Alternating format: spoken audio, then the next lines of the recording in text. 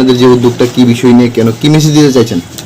রাজ্য সরকারের খাদ্য দপ্তর আমরা পুজোর আগে ঘোষণা করেছিলাম যে প্রথমবার ত্রিপুরা রাজ্যে আমরা গণবন্টন ব্যবস্থার মাধ্যমে সাবসিডাইজড রেটে ভর্তুকি মূল্যে আমরা সরিষার তেল প্রদান করব রাজ্যের প্রতিটা অংশের মানুষকে, এবং সেটাকে সামনে রেখে আমরা টেন্ডার করি সমস্ত প্রথা মেনে, এবং টেন্ডারের পর রাজ্যের বাইরের 3টা পার্টিকে এই বরাত পাইয়ে দেওয়া হয়, মানে সিস্টেমের মাধ্যমে ওয়ার্ক অর্ডার দেওয়া হয়। এই টেন্ডারের রেটের পরেও খাদ্য দপ্তর আমরা 15 টাকা আরও এক্সট্রা ভর্তুকি দিয়ে 113 টাকা রেটে 1 লিটার তেলগুলো আমরা রাজ্যের মানুষকে ডিস্ট্রিবিউশনে সেখানে বন্দোবস্ত করি।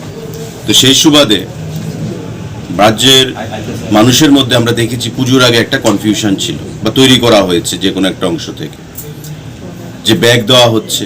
তো ব্যাগটা তো আমরা বিনামূল্যে দিচ্ছি, সবাইকে ব্যাগ দেওয়া হবে সেটা ঘোষণা দেওয়া হয়েছে।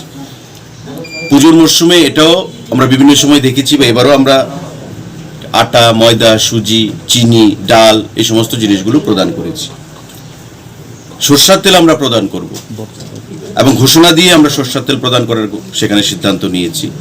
কিন্তু পুজোর আগে আমরা দেখেছি বলছে কোথায় সরষার তেল, সরষার তেল তো বেশি রেট রাখা হচ্ছে, সরষার তেল দেওয়া হচ্ছে না, খালি ব্যাগ দেওয়া হচ্ছে। এভাবে জনমনে একটা বিভ্রান্তি তৈরি করার চেষ্টা হয়েছে বিভিন্ন অংশ থেকে রাজনৈতিক উদ্দেশ্য প্রণোদিতভাবে।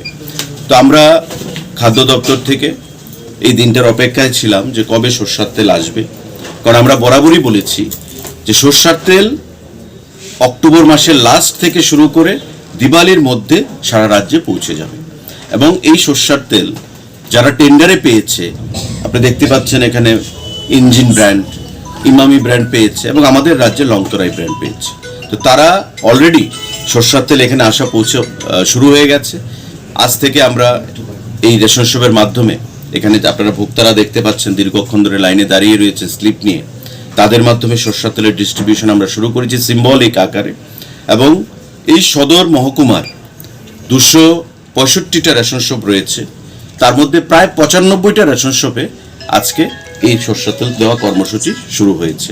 ধীরে ধীরে আমি যেটা বলেছি আজ থেকে শুরু হয়েছে, দিওয়ালির পর্যন্ত সারা রাজ্যে 2056টা রেশন শপ রয়েছে, প্রতিটা রেশন শপে এই সরষার তেল দেওয়ার কর্মসূচি সেখানে আমরা সম্পন্ন করব। তো আমি আপনাদের মাধ্যমে রাজ্যের জনগণের কাছে আহ্বান জানাবো যে আমরা যে প্রতিশ্রুতিগুলো আমরা দিয়েছি খাদ্য দপ্তর, সেগুলো আমরা অক্ষরে অক্ষরে পালন করব বা পালন করছি।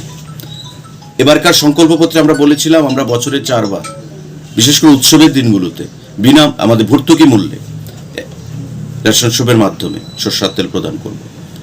এই শুভ সূচনা আজকে আমরা করেছি 113 টাকা মূল্যে। আমি জিজ্ঞাসা করছিলাম এখানে ভোক্তাদেরকে এসে যে মার্কেটে সরষার তেলের দাম কত, ওনারা বলছেন 150 টাকা, 145 টাকা, বিভিন্ন সময় বিভিন্ন রেট হয়ে থাকে। তো আমরা 113 টাকা ধরে দিচ্ছি, ভালো তেল, সরষার তেল। তো যেটা আমরা বলেছি সেটা আমরা করব। তার বাইরে গণবন্টন ব্যবস্থার মাধ্যমে আজকে দেখুন আপনি চাল থেকে শুরু করে চিনি, সরষার তেল, ডাল, ময়দা, সুজি, সয়াবিন, মশলা, সমস্ত জিনিস আমরা প্রদান করছি, যেগুলো বিগত দিনে ছিল না। ওই অংশটা থেকেই মানুষকে বিভ্রান্ত করার জন্য পূজার এক সময় বলা হয়েছে খালি ব্যাগ দেওয়া হচ্ছে। খালি ব্যাগ তো আমরা বিনামূল্যে সবাইকে দিচ্ছি, যাতে মানুষ প্রতিটা পরিবার যেন এই ব্যাগটা নিয়ে তার রেশন আইটেম আনার জন্য সেখানে রেশন শপগুলোতে যায়। As a token of love, as a token of respect, পুজোর সময় আমরা মানুষকে সেটা প্রদান করেছি।